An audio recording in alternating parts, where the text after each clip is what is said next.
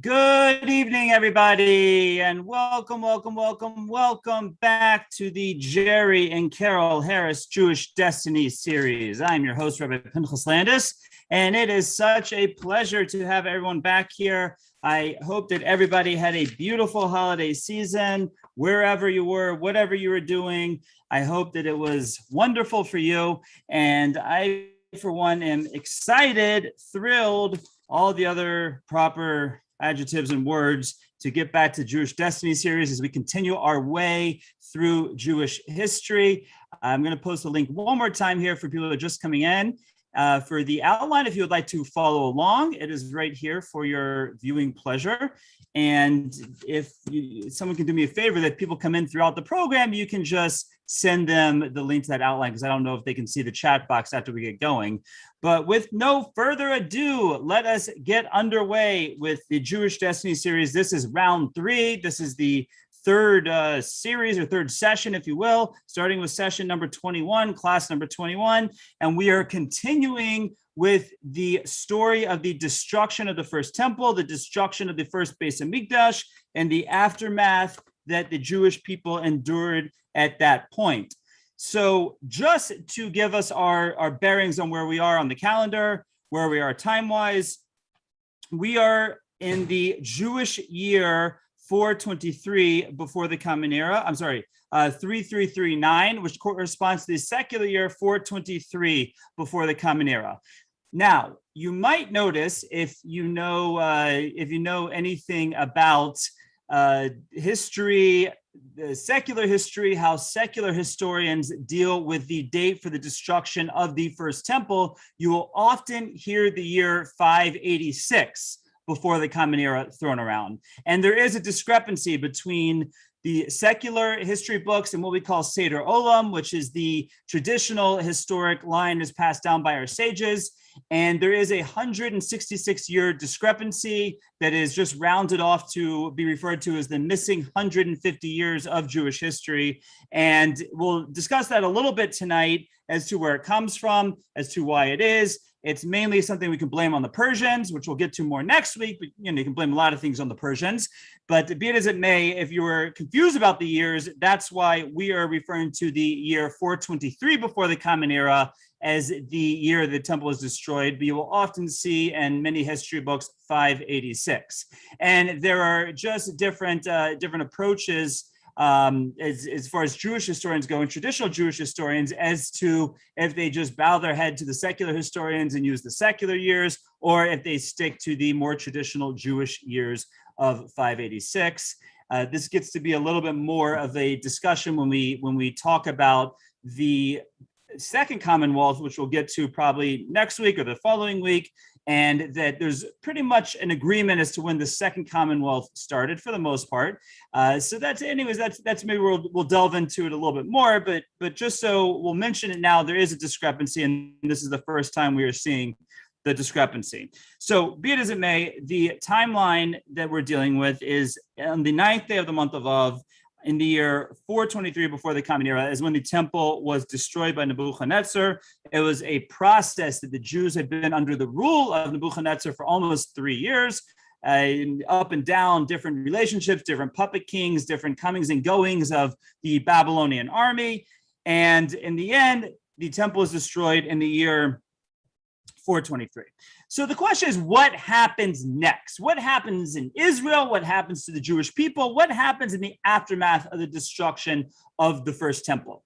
So one thing we need to explain, because it's going to play in many different ways in our Jewish history, is what happened to the stuff, aka the kalim in Hebrew, the vessels, although vessels is a word that usually is used to describe big boats, but for some reason when we translate the word kalim into English, we say vessels. I think a better translation is stuff.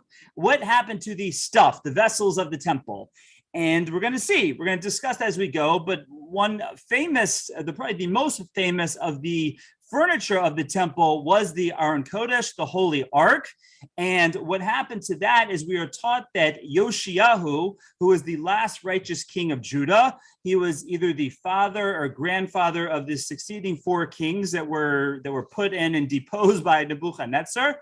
So he, being a righteous king, but saw the proverbial writing on the wall as to what was going to happen to the kingdom, he actually took the Aron Kodesh, the Holy Ark, and hid it away in a chamber underneath the temple. And so therefore, when the Babylonians eventually sacked the temple, there is no Holy Ark there for them to capture. And that is where we begin the different stories, legends, ideas as to the quote unquote lost ark, which gave us our wonderful Steven Spielberg movie, Indiana Jones and the Raiders of the Lost Ark. That is based in this idea that when the Babylonians came into the temple, there was no ark and no one knows where it is. Now, it's interesting, and we will reference this in future sessions as well, as many other theories pop up and are talked about. But I believe in the Indiana Jones movie, they find the ark in Egypt. And I don't know of any opinion that says it ends up in Egypt. There are, the Ethiopians claim to have it in parts of Ethiopia, but not in Egypt. But be it as it may, we say it was buried under the temple in Israel, and it was never found again. It was not there in the second temple. The second temple did not have the ark, and it was lost at that point, hopefully to be reinstituted with the third temple. It should be built speedily in our days. But what was in that ark was the 2 sets of tablets. In other words, all 4 tablets, both the set that Moshe broke and the set that subsequently Moshe remade when he gave to the Jewish people and they were forgiven after the golden calf. So we don't have it. Babylonians didn't get it. Wasn't there in the second temple, and made for many great legends, thoughts, and Steven Spielberg movies. The rest of the stuff, though, was taken by the Babylonians into Babylon, and we're going to see through tonight's session what ended up happening with those, what we call kalim, the different vessels, the plates, the pans, the clothing worn by the priests, the clothing worn by the Kohen Gadol, by the high priest, what happened with all of that stuff, and we will discuss that shortly, because it was taken by the Babylonians, and we're going to see it pops up a few times over these 70 years of Babylonian exile.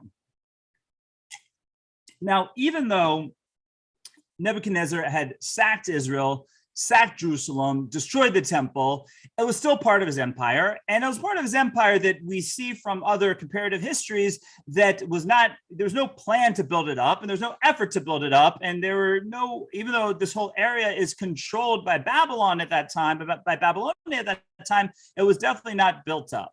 So that's why Nebuchadnezzar went through such efforts to try and get a part of his empire, a puppet governor, a puppet government, try to get that into place. Now, if we take a moment and look at this map, just so we know what part of the world we're talking about, I know for one, I always want to look at a map, both as the historians have drawn up and as well to superimpose a modern map. So I quickly hodgepodge such a map together for us to look at, which I will then put the link in the box for anybody who wants the link of this to be able to look at afterwards. But this is the map of the Levant, the Near East at the time of the Babylonian Empire, superimposed on the modern day map, if you can see that. So you have this red area over here, sort of including Egypt, and we'll talk about that, is the Babylonian Empire. And then you can see that under that, the modern countries in their names put. But this is the part of the world we're talking about when we talk about the Babylonian Empire.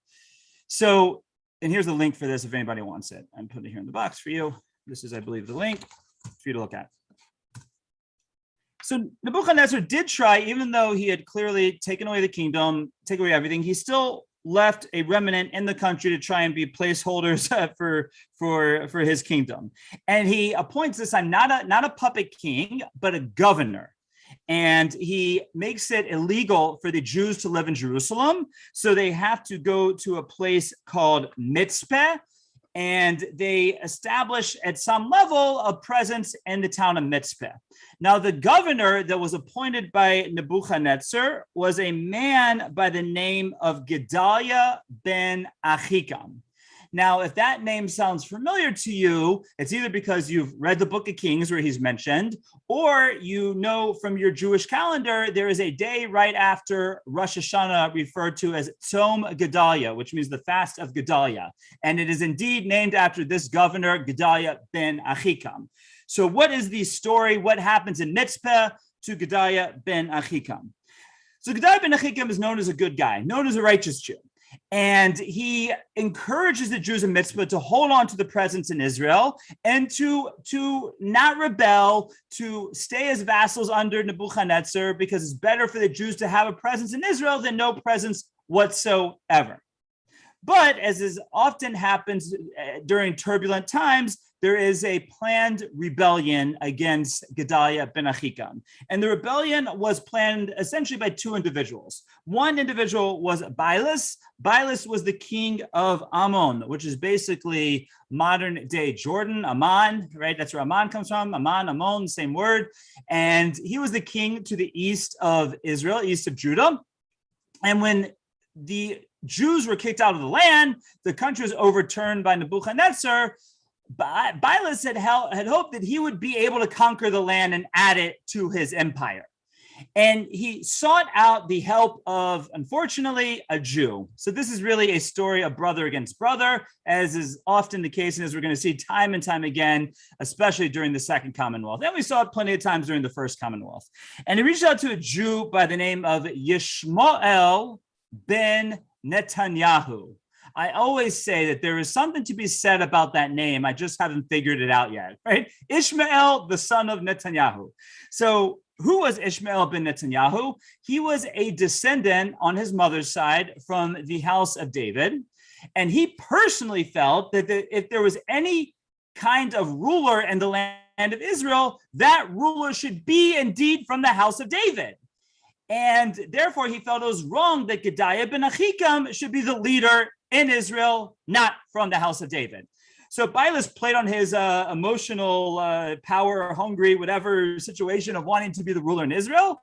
And he made a deal that if Yishmael ben Netanyahu would knock off Gedaliah ben Achikam, then Bailus would come and take over the country, as opposed to the country being part of the Babylonian Empire, become part of the Empire of Ammon, and they would appoint Yishmael ben Netanyahu as the governor, as the puppet king, whatever it was. Bottom line is, Yishmael ben Netanyahu and his friends bought this lock, stock, and barrel, and they planned a coup d'etat and an assassination of Gedaliah ben Achikam and of the other Babylonian officers and sentries that were stationed in the land of Israel. Now, they planned this out for a very fateful day, none other than Rosh Hashanah. Either the first or second day of Rosh Hashanah, we're not sure, but it seems that it was definitely on Rosh Hashanah. And because we cannot fast on Rosh Hashanah, we push the fast off to the day after Rosh Hashanah, and that's when we memorialize what happened.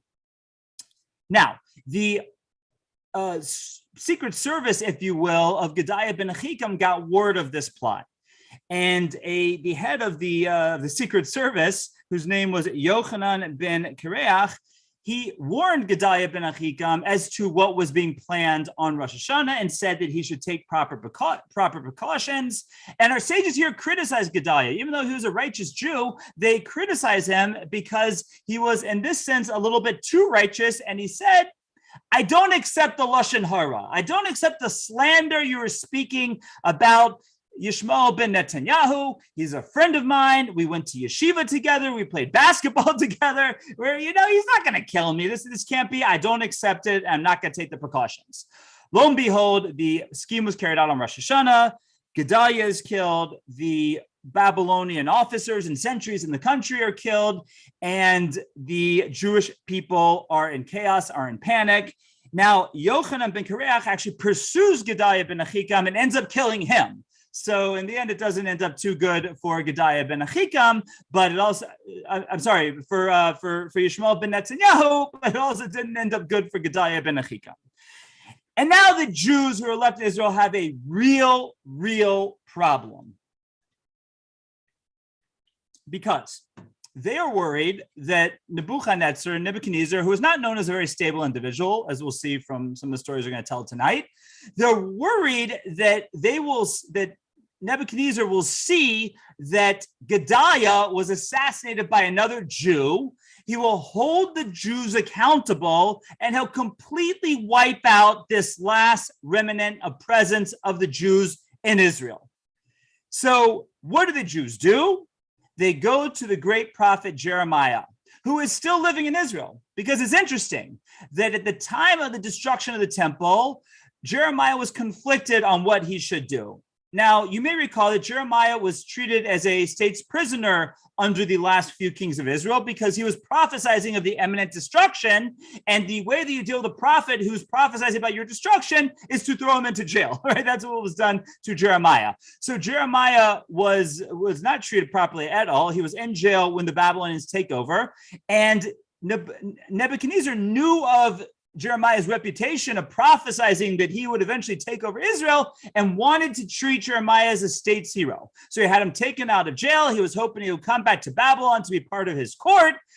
Jeremiah puts himself into chains to go with the slaves to Babylon. He is removed from those chains under the orders of the king, being told that he can't be treated like that, and decides instead of going to Babylon, where he would be treated as a hero by the Babylonian Empire, he decides to stay in Israel with this small community of Gedaliah in Mitzpeh to take care of the Jews there. So Jeremiah is there when this whole thing happens. He's witnessing the whole thing. And a lot of the details of the story are actually told to us from Jeremiah's perspective in the book of Jeremiah. So Jeremiah tells us that the Jews come to him, the Jews that are left in Israel come to him and say, what do we do? The king is going to think that we're part of this. We're going to be wiped out. We're in trouble. We know that we didn't treat you so well when you were the state's prophet, so to speak, but whatever you tell us to do in this situation, Jeremiah, we promise we are going to listen to you and do what you tell us to do. So Jeremiah says, let me think about it. And he takes the rest of the Aser Semei Tshuva, because remember, this is on Rosh Hashanah. He takes the rest of the 10 days between Rosh Hashanah and Yom Kippur to contemplate, to try and reach the level of prophecy, to see what the Almighty expects of him and the Jewish people. And eventually on Yom Kippur, he gets the prophecy and gives it over to the Jewish people. And he tells the Jewish people, now the Jewish people really only had two options. Well, I guess three. They could have gone to Babylon, but that would not have been smart. One option was to stay put in Israel or go to the west, which was Egypt. And therefore, that's what they were contemplating, staying put or going to Egypt. Jeremiah says, don't go to Egypt. Jeremiah says, stay put. It'll be fine. The king will understand what happened. He won't bother us. He'll leave us alone. Let's stay put. And if we go to Egypt, well, Nebuchadnezzar is on his way to Egypt anyway, so it's going to be sure destruction for us if we go there. Not to mention, it is actually a prohibition. It's 3 prohibitions in the Torah that Jews are not supposed to return to Egypt. In fact, when Maimonides eventually is forced to live there because he has nowhere else in the world to live, he signed all of his communications from the time that he lives there. Ani Moshe ben Maimon, I am Maimonides, She'aver Gimel Averos Kol Yom, who transgresses 3 transgressions of the Torah every day by living in Egypt. So Jeremiah says, don't go to Egypt, stay put. Now remember, the people said, Jeremiah, whatever you tell us to do, we're going to do. Just tell us what to do. Now that Jeremiah says, stay put, they say, you don't know what you're talking about. You're lying. You were brainwashed by Baruch ben Neriah, by your student who wants us to stay here. And this isn't what God wants from us. We're going to Egypt. So, that's once again Jeremiah being trodden upon and not treated with any respect and not listened to. Now, what does Jeremiah do? With his undying love for the Jewish people, he follows them to Egypt so that he can take care of them. They can have someone to cling to in Egypt. Now, as much as he might have wanted to go to Babylon at this point, because if you recall, Babylon is where all the rabbis were, right? That's where all the great scholars were. And we're going to talk about that momentarily. But nonetheless, he goes down to Egypt with the remnant of the Jews who are in Israel, and therefore there is at this point no presence whatsoever of the Jews in Israel. The only people that are left in Israel at this point are the not so good Samaritans, who we're going to talk about more as they really waged an out-and-out war with the Jewish people at the beginning of the Second Commonwealth, which is why we call them the not so good Samaritans. For our Cincinnati people watching tonight, that hospital there, Good Sam, you should refer to as not so good Sam, and that's how we refer to those people because of what we'll see in the coming sessions of the Jewish Destiny series. So that's what happened to the remnant that stayed in Israel. Probably less than 10% of the people. They end up down in Egypt with the prophet Jeremiah. And it's within the first few months after the destruction of the temple. What happens to the other roughly 90% of the Jewish people who are taken in chains to Babylon? Well, it takes them quite a long time to get to Babylon. It takes them almost a year because the Babylonians parade them throughout the empire so that other vassal states can see what happens to those who rebel against Nebuchadnezzar, and eventually they make their way to Babylon. Now, there is a famous idea that was written actually by King David as a prophecy of this that would happen because it's in Psalms. It's Psalm number 137. It's a psalm that we refer to as Al Narus Bavel, which means by the rivers of Babylon. So the idea is that this psalm was written about when the Jews finally arrive in Babylon, the roughly 90% of the Jews who arrive in Babylon. And this is a very famous psalm. There's definitely a custom that on weekdays that are not holidays or special days, that before the Birkat Hamazon, before benching, we're supposed to begin with saying the Psalm of Al Naris Bavel. On happy days like Shabbos and Yantiv, we say Shir Amalos, B'Shuv Hashem Hashiv Tziyanu Kechomim, but we're supposed to say Al Naris Bavel on the other days that are not happy days.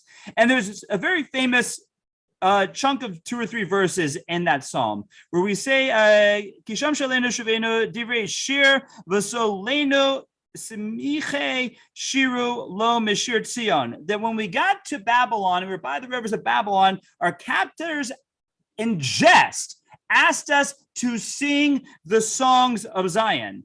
And we responded, Eich nashir shir Hashem al admas nechar. How can we sing the songs of Hashem on a strange land? So what we understand was happening here is the Babylonian captors in jest were trying to get the Levites, who were the choir in the temple, to sing the songs of the choir in Babylon because Babylon was their new homeland. And they said, we can't sing the songs of the temple in this strange land. Im eshkachech Yerushalayim tishkach yamini, because if we forget Jerusalem, let our right hand forget its cunning, let our tongue cling to its palate. And these are very, very famous words. They've been written on many pieces of art. And if you've ever been to a Jewish wedding, there is a custom to actually sing these words right before the glass is broken in memory of the destruction of the temple. And that's where this comes from. Now, that's what the psalm says, but there is a rest of the story given to us by the Medrash, and it tells us that what happens after the Levites refuse to sing the songs of the temple in Babylon. It tells us that Nebuchadnezzar became so incensed that he kills another 800,000 Jews, right? So that's like the sad ending to this famous psalm, this famous song, this famous story of what happened when the Jews are taken to Babylon. Be it as it may, as the Jews settle in Babylon, they are greeted there by the group that was taken originally when Yechoniah was king. And this group was the aristocracy, the spiritual aristocracy, the rabbis. This was Mordechai, who we're going to meet in the Purim story next week. This was Daniel. This was Ezra and Nehemiah. This was Hananiah and Mishael and Azariah. This is all the great rabbis were already there because they were taken in that exile 13 years before, of what's referred to as the Golus, the exile of Yechoniah. Now, there's something that we can really understand from here, I believe. The Babylonian Jewish experience ends up being an amazing experience, as we're going to see in these next few sessions. And the community lasts for almost 2,300 years, 2,400 years, until 1952, when all the countries of the Arab League kick all of the Jews out of their countries and protest of the state of Israel winning the War of Independence. It gave Begin an interesting idea that never worked on the world stage, that he said, well, since they did that, well, you should take the Arab population of Israel and we should just do a population exchange. You're kicking out all the Jews from the Arab countries. We are going to absorb them. Why don't you take all the Arabs from the Jewish country and we'll just do this population exchange? That idea never gained popularity outside of the hawkish Likud party, outside the hawkish party of Menachem Begin. But logically, it makes a lot of sense because we're going to see in probably a couple of years when we get to the modern day state of Israel that millions of Sephardic Jews, of Mizrahi Jews, are kicked out of the Arab countries and are absorbed by the state of Israel. But that's how long this community of Babylon lasts. We're going to see it lasts as a center of the Jewish world until almost the year 1000. And even for the next 900 years, 950 years after that, remains a very, very central place of the Jewish community. Now, a lot of the reason why that happens is because of, I believe, who got there first. When a country is established, those who get there first have a lot to say with what that country is going to look like. And since when Yehoiah and his colleagues were taken into exile by Nebuchadnezzar, they were the aristocracy, they were the scholars, they were the rabbis, that the religious community of Babylon is, the tone of the religious community is set on a very high level from the beginning. And therefore, when the rest of the Jews get there at the time of the destruction of the temple, it's not an uphill battle to establish a religious community, because there are already, there are already rabbis there, the yeshivas are already there, the kollels are already there, the pizza shops and everything, the butcher shops. Grove, Babylon was already open at that point.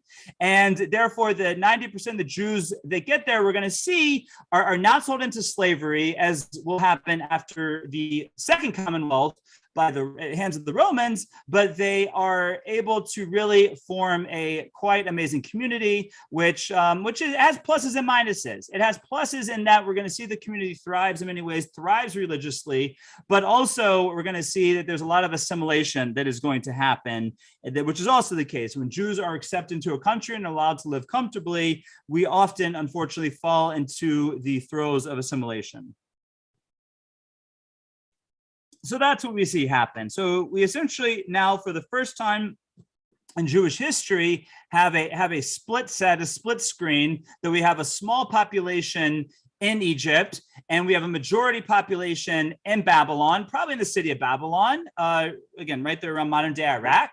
And that's where the Jews are. Now, there are small remnants that went elsewhere as well, small remnants that got away during different parts of the exile. The Yemenite Jewish community, their Taman, as we call it in Hebrew, dates back to the destruction of the first temple, meaning that there's a remnant either of who went to Egypt, who went on to Yemen, or they went there originally. We're not exactly sure, but be it as it may, the Yemenite Jewish community, which survives from this point until 1952, roughly, they go back to the first temple. By the way, that's one of the reasons why, if you want to really appreciate the most authentic Hebrew in the world today, it's not the Ashkenazi pronunciation, as much as I would like to think that Moses spoke Yiddish. It's not our pronunciation. It's not the Sephardic pronunciation, which is, many people think, because that was adopted as the dialect, as the pronunciation for modern Hebrew, that must be because it was the correct pronunciation. It has nothing to do with that. It's actually strange, if you think about it, that Ben Gurion and Eliezer ben Yehuda and all the founders of the state were all WASPs. They were white. Oh, I forgot. I messed up my joke already. White Anglo-Saxon Protestants, I think is where I'm trying to go. I'm sorry. White Ashkenazi Socialist Protestants. My timing was messed up on that one. Let's just rewind for the video and pretend I got that joke right.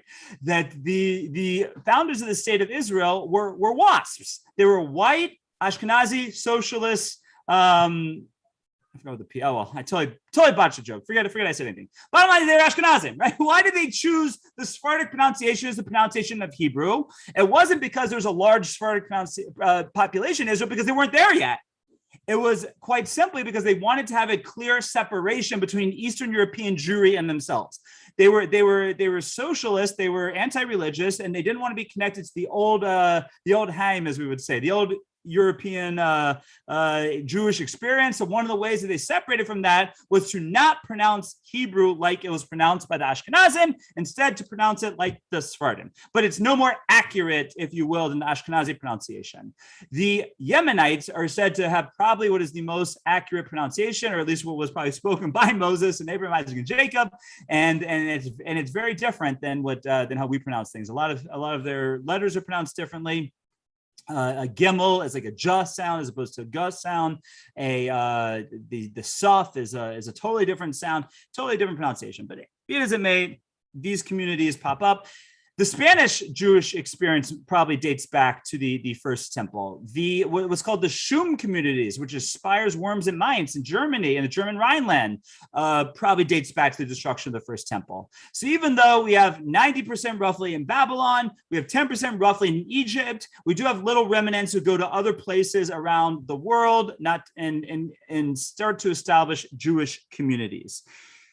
Okay, let's focus in a bit on what happens in Babylon. So, because as we said, we have issues of great heights that the Jews are reaching Babylon, and we have the issues of the demise, the assimilation, which we'll talk to more next week when we talk about the Purim story. But initially, when the Jews get to Babylon, as often happens when Jews come to a new country, because we're really just painting the blueprint for exile that we saw in Egypt. I think we referenced this way back to, the third or fourth session. We talked about the Egyptian experience, that if we look at the Jews in Egypt, that is really the blueprint for every single stop in exile the Jews make, that we go there either as slaves or as strangers or whatever it is.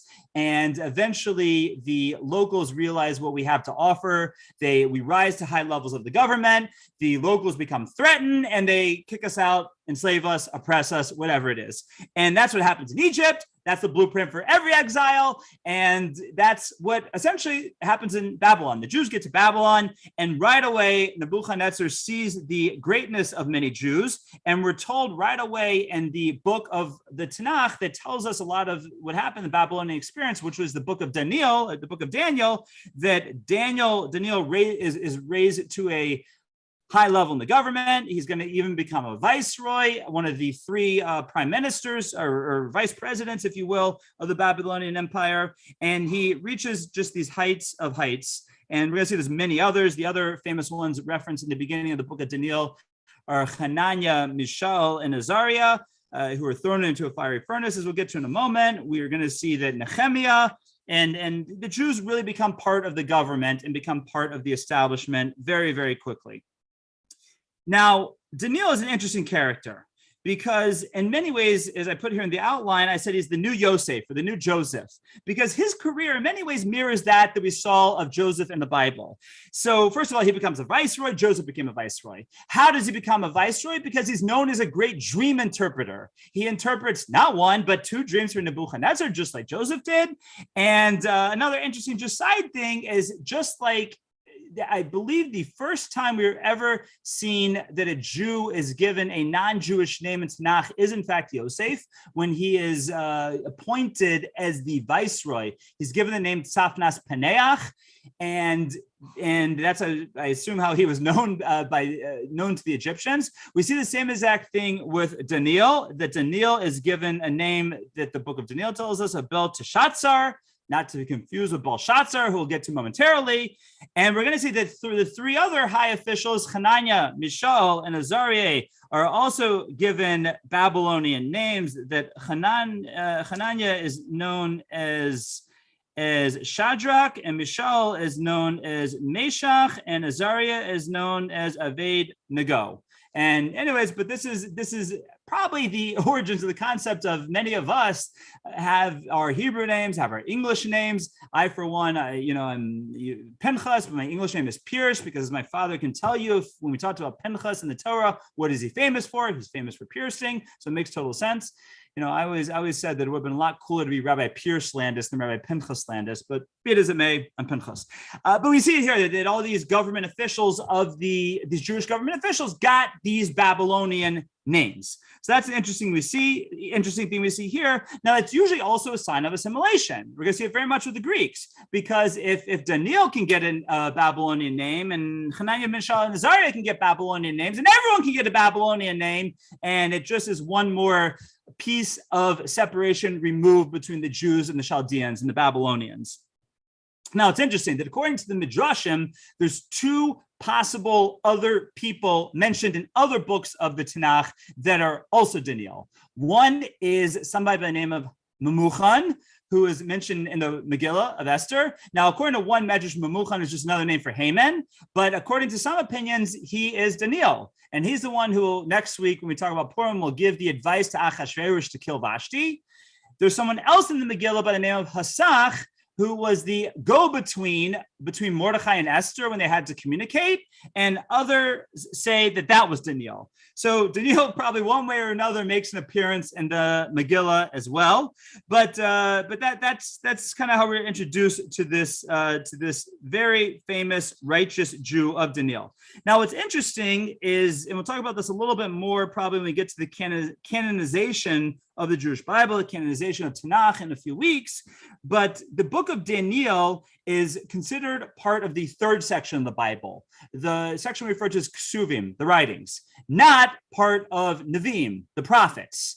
And we'll talk about more later, like I said, but it's a discussion as to what delineates between the two books. And there's some different approaches to this, but what always made the most sense to me is to say that the books of prophets are actually prophecies that were given to or received by prophets and written down as they received them, as the prophets understood them.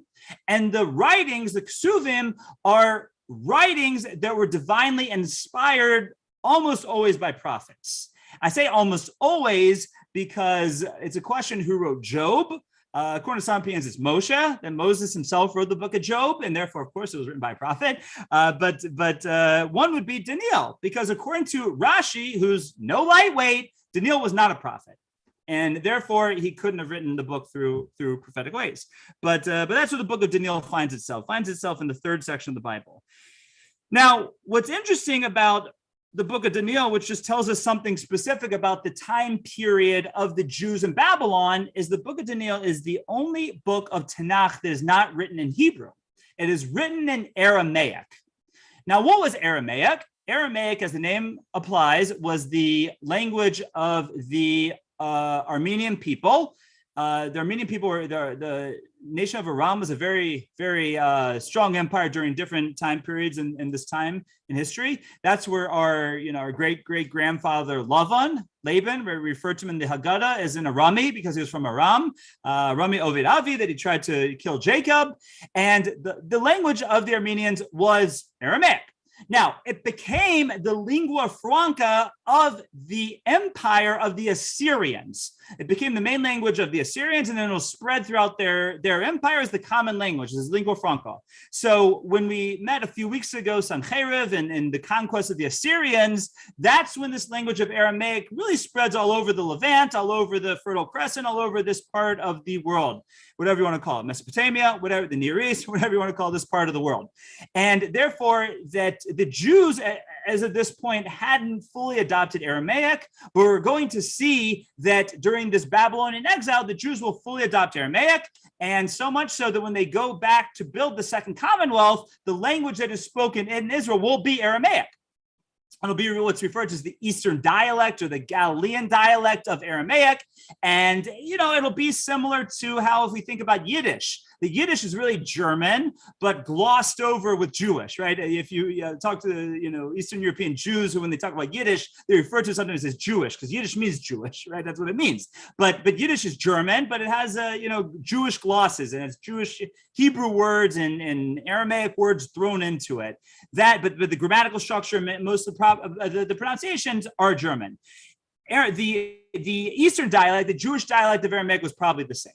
So be it as it may, when the Jews are now in Babylon for the Babylonian exile, that's when they start speaking Aramaic, and it'll carry on as the language throughout the rest of the Jewish experience in Babylon, back in Israel for the Second Commonwealth, and so much so that when we eventually get to the writing of the Talmud is written in Aramaic. So I like to always say that Aramaic is one of the 5 languages that I am illiterate in, because I can basically get by in Aramaic. I couldn't speak it if I had to, but it's, I don't think anyone's speaking Aramaic now. Anyways, just interesting, not that I want to reference this, but just to make a point, the terrible movie, The Passion of Yashgar, by Mel Gibson, not a big friend of ours, but it was very interesting that the language of that movie was Aramaic. It was Aramaic with Hebrew subtitles. So I was speaking once to a colleague who went to a screening of it, probably a screaming of it also, he said he was the only one in the audience who actually understood without the subtitles, but because that was the language,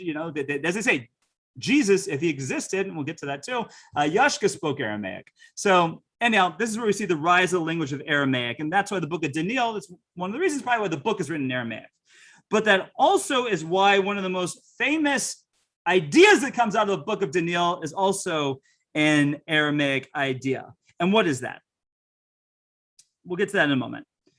Before that, so as Jeremiah prophesies, told the Jews, Nebuchadnezzar eventually does come to Egypt, eventually conquers Egypt, it becomes part of his empire, and whatever Jews survive that are for the most part brought back to Babylonia, and eventually Jeremiah reunites with the other prophets in Babylonia at that time in the year 415. So roughly 8 years after the destruction of the temple, that's when the remnant and Jeremiah eventually go back to Babylon to reunite with the other Jews.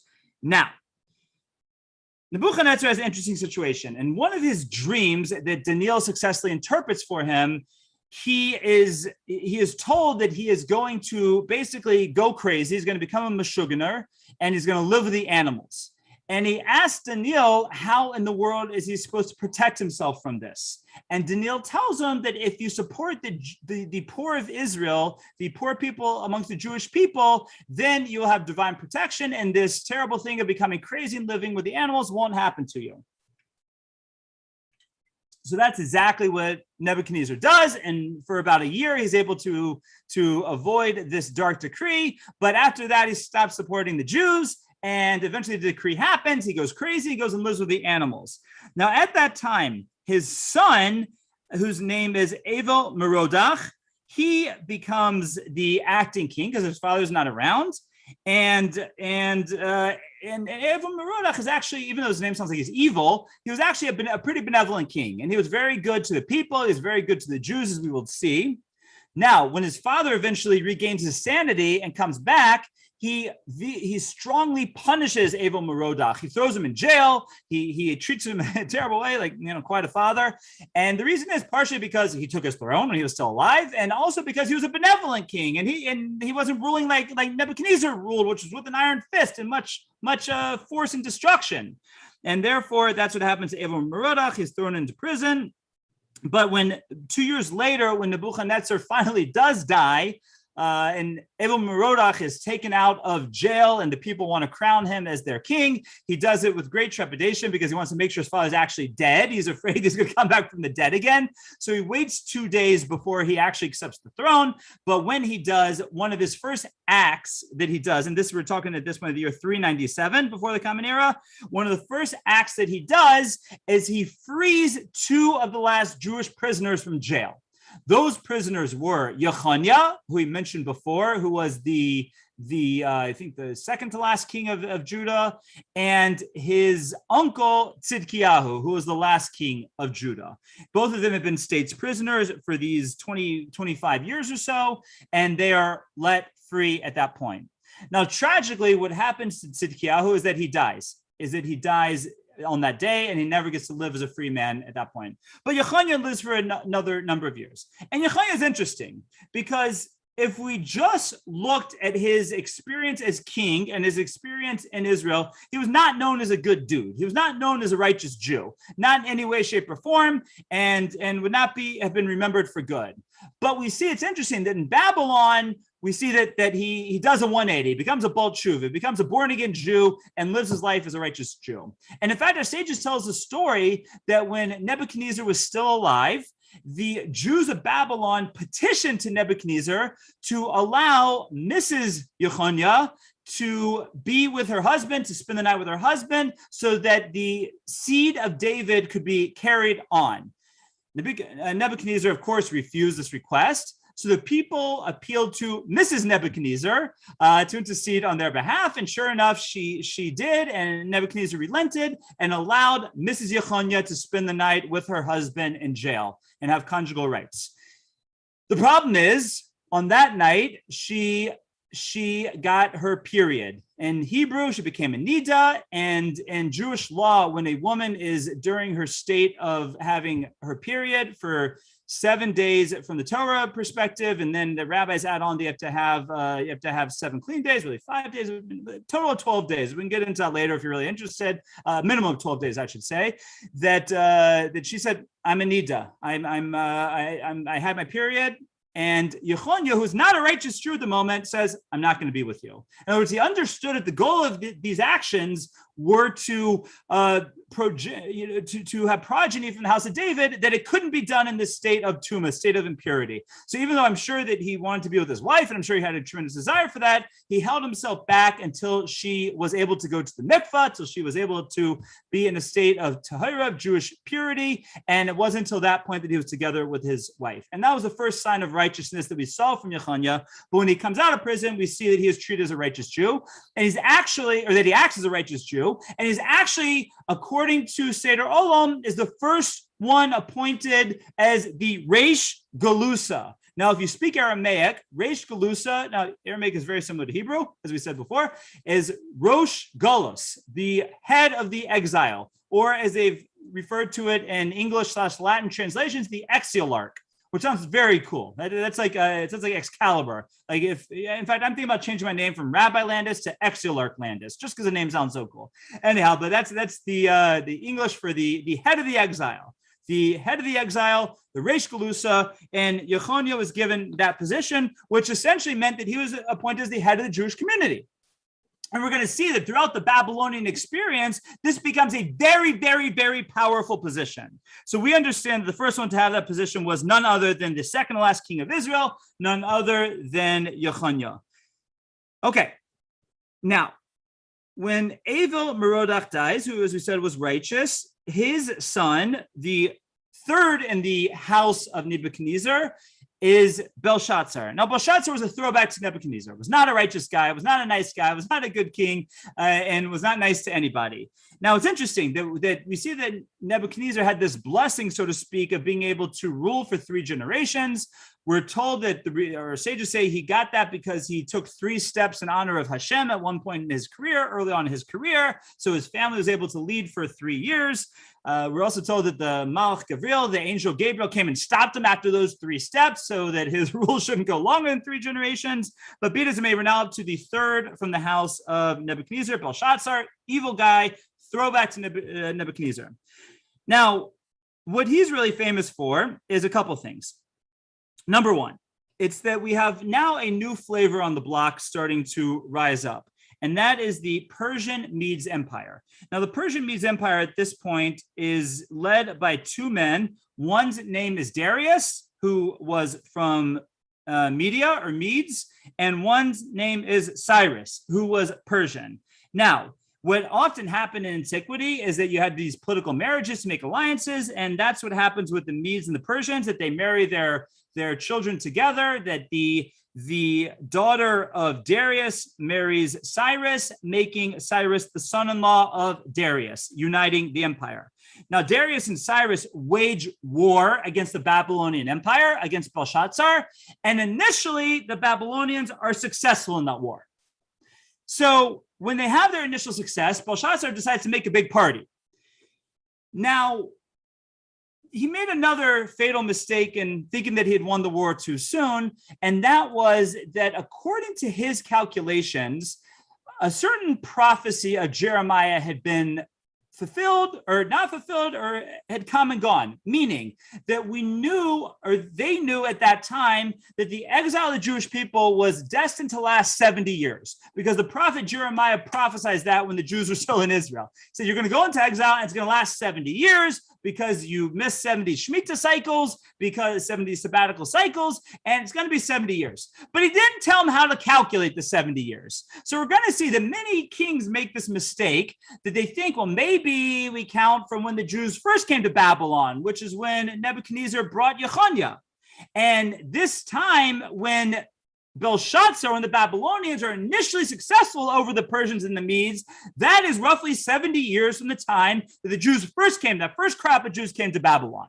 So, and Belshazzar's celebratory party for the success that he had against the Persians, he says, you know what? According to my watch, according to my calendar, the 70 years of Jeremiah have come and passed. The Jews haven't been redeemed. They're still our subjects. They're still part of this empire. Let's celebrate that too. And he asks for those kalim, for the vessels of the temple, to be taken out. And he wears the garments of the high priest, and he serves food on the he serves food on the vessels that were used in the temple for the temple service. And needless to say, this was quite a shanda. And it doesn't end well for him, because the next thing that happens is, as this party is going on, a hand appears out of nowhere. Nobody, just a moving hand. And it writes something on the wall. Now, everyone looks at the wall and no one can figure out what it means. No one can figure out what the wall says. With the proverbial, this isn't the proverbial, this is the actual writing on the wall that made the proverb, so to speak. And the book of Daniel, this story is told us by the book of Daniel, and it says on that wall that it says the words "Mane, tekel, ufarsin," but no one could understand that. No one could interpret it, because they were trying to read the words going across, and they didn't understand what it meant. The message was scrambled for them. So who do they call for? They call for Daniel, the great dream interpreter, the great wise man of the Jewish people, and say, see if Daniel, who successfully interpreted my grandfather's dreams, see if he can tell us what's going on over here. So Daniel takes one look at this, and besides being written in the wrong direction, even the letters they didn't recognize, because the letters, even though the words were Aramaic, the letters were told were what's called Ksav Ashuris, which was the ancient Hebrew script that was used in the Torah and hadn't been seen since the Torah scroll of Moshe had been hidden by Yoshio when he hid the Great Ark. But nonetheless, Daniel, through his divine spirit, is able to look at this, and he knows that it says Mine Teko Farsin, and he interprets this for Belshazzar to say that Mine means number, like minyan, like measurement. The measurement, the days of your kingdom has been brought to an end. So that's the 2 mene. It's that God has numbered the days of your kingdom and it's come to an end. Tekel is that you have been weighed and the balance is found wanting. And Paris, the last word, is that your kingdom is now going to be divided, meaning taken from you and given to the Persians and the Medes. Belshazzar looks at Daniel and says, what are you talking about? We just won a big battle today. You don't know what you're talking about. But who comes knocking on the door just after the writing on the wall? It's none other than Darius and Cyrus, who come back in a major comeback. They rout the Babylonians. They kill Belshazzar. They take over the whole government. And from this point forward, in the year 372 before the Common Era, the rulers of the Babylonian Empire are now the Persians and the Medes. Now, Daniel is able to ingratiate himself with Darius, and he's appointed one of the 3 viceroys to rule this section of the Babylonian Empire, which is now part of the Persian Medes Empire, for Darius. Now, we see that something interesting happens in they were told about in the book of Daniel, also a very, very, very famous story. And that is that at a certain point, the advisors of Darius get him to basically make it that no one can bring a request or a prayer other than it being brought to the king. So basically, that law makes prayer illegal. Now, the book of Daniel tells us that Daniel, being a righteous Jew, would pray 3 times a day, which I believe is the first and only reference in Tanakh to a Jew praying 3 times a day. I mean, there's other indirect references, but this is the only, I believe, direct mentioning of the concept of praying 3 times a day, that Daniel used to pray 3 times a day. And this law of the Persians made prayer illegal. So even though Daniel was a part of the Babylonian government, the Persian government, he one day is caught praying and he is sentenced to death, because that was the law in the books. Even though Darius loved him and felt they needed him, he had to follow the law. And he sentenced him to death through the electric chair of the Persian Empire, which was to be thrown into a lion's den, which Daniel survives miraculously. And afterwards, Darius is very happy. He says, okay, he survived. We don't have to try and kill him again. And he's reinstated as the viceroy. So that's just, we're coming off of the high holidays and the slichos that we said numerous times. And in the slichos, when we reference the different answerings that God has done throughout history, one of those is that we ask to be answered like Daniel Begova Harayos, like Daniel was answered in the lion's den. That the same way that he was answered, our prayers should be answered as well.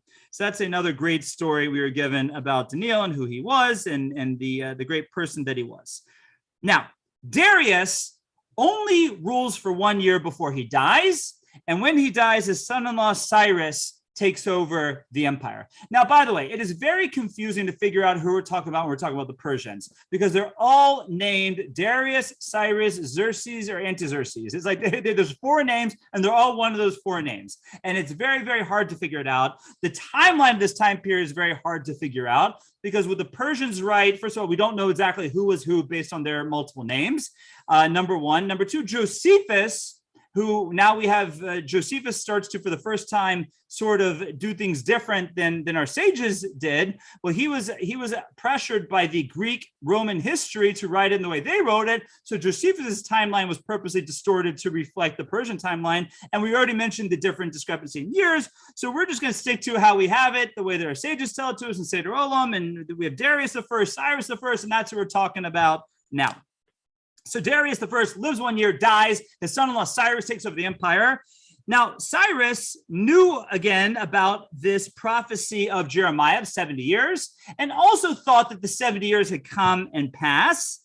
And therefore, what does he do? He makes a great proclamation. And what is this great proclamation? He tells the Jewish people that they are allowed to return to the land of Israel and to rebuild their temple.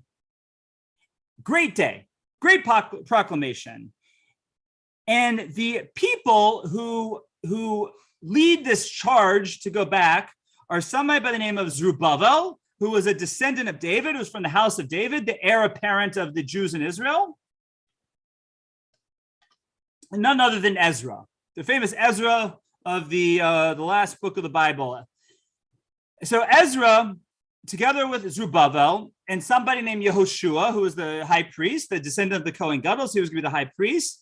Mordechai goes, Nehemiah goes, they all go. Now some we're going to see come back to Persia, but they go to try and rebuild the temple, rebuild the Second Commonwealth. And that is in the year 371 before the Common Era. Now, the Jews, right when they get back to Israel, they start bringing sacrifices right away, even before they get the temple built.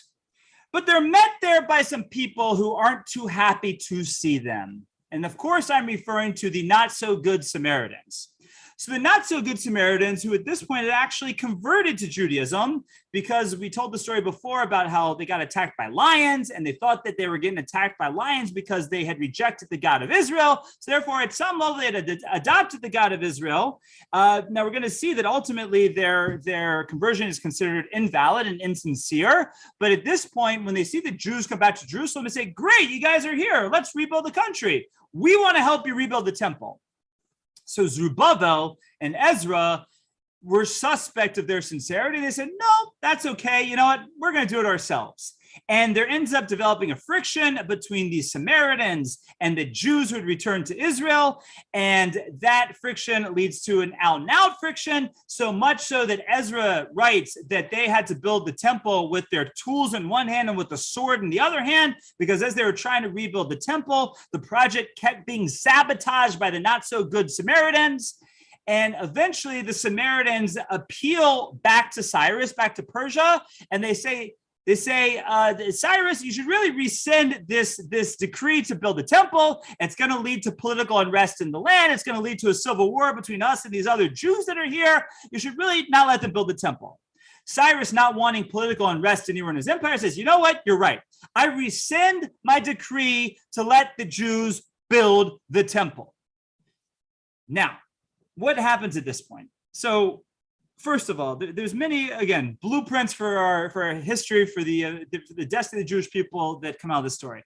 Number one is that when Zerubbabel and Ezra and Nehemiah make the call for the Jews to return from Babylon to Israel, anyone could have gone.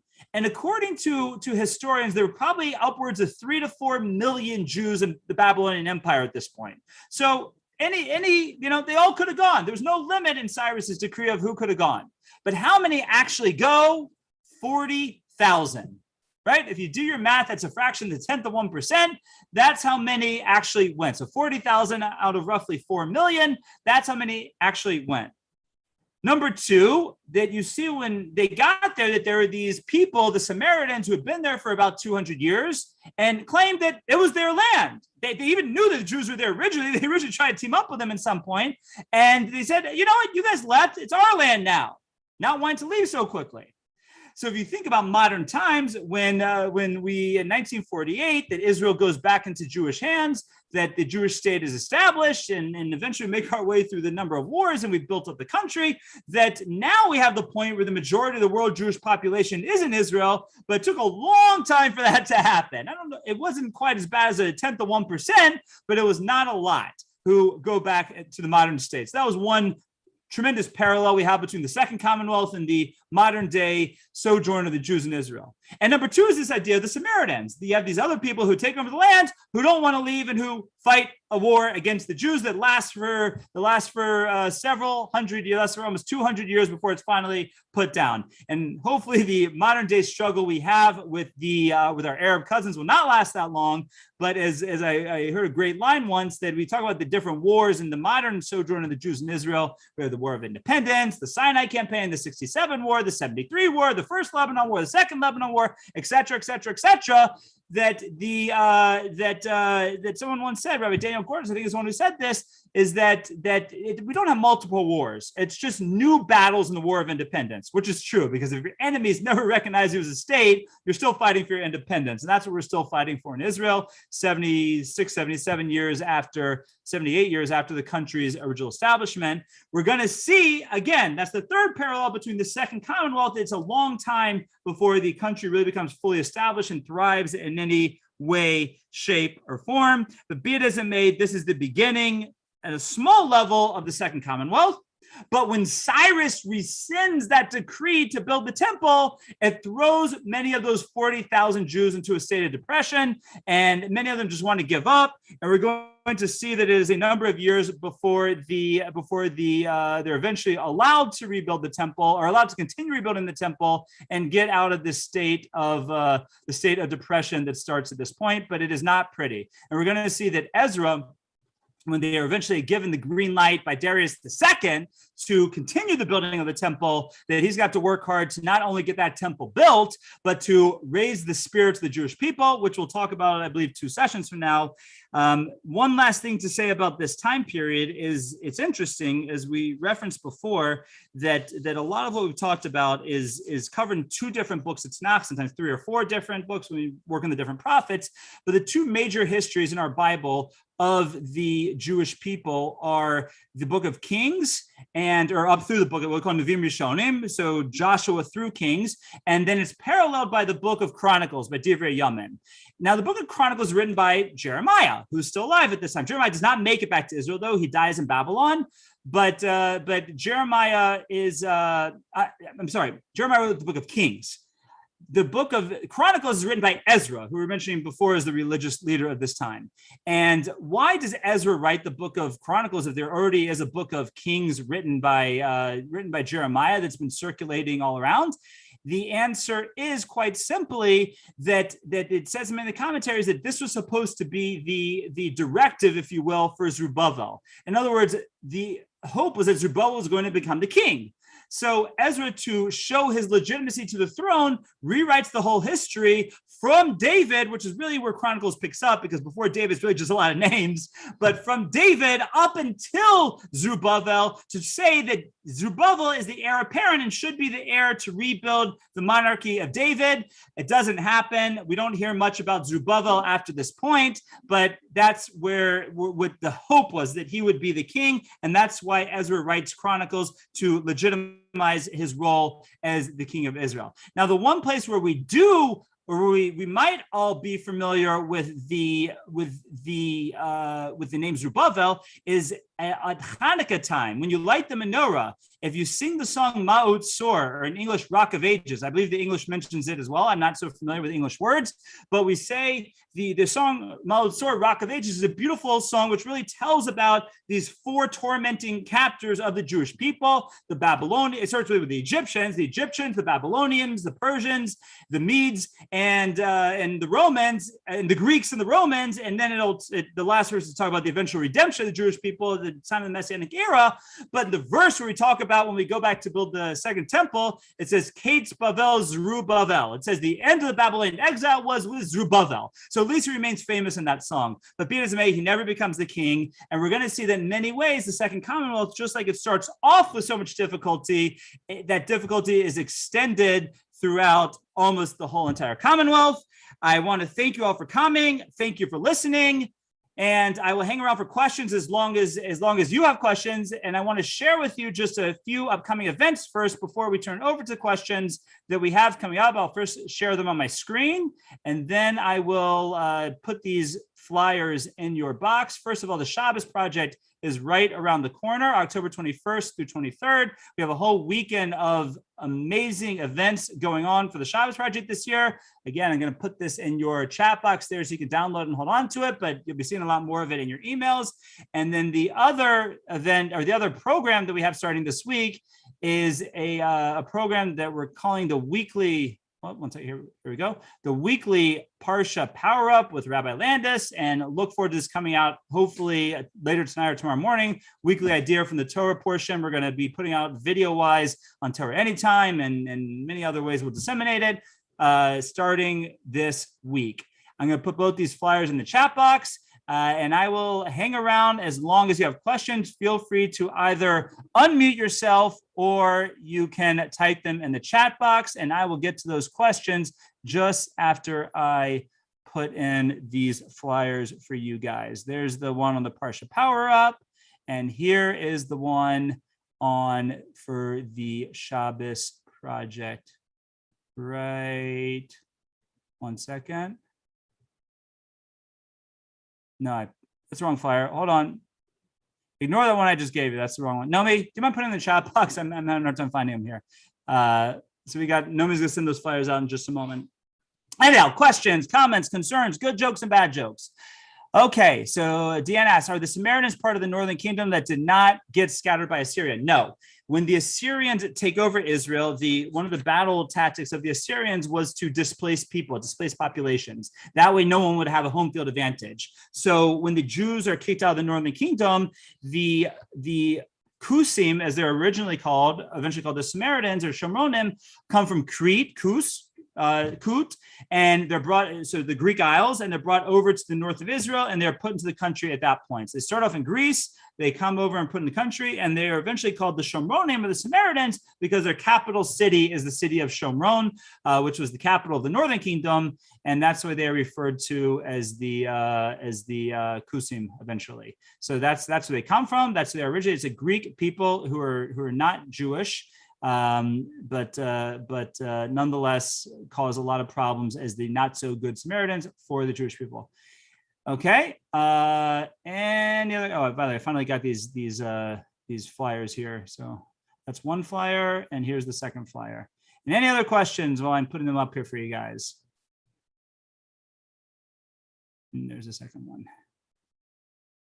Okay, so I will wish everyone a great week and look forward to continuing next week. Thank you all for being here, and thank you for coming.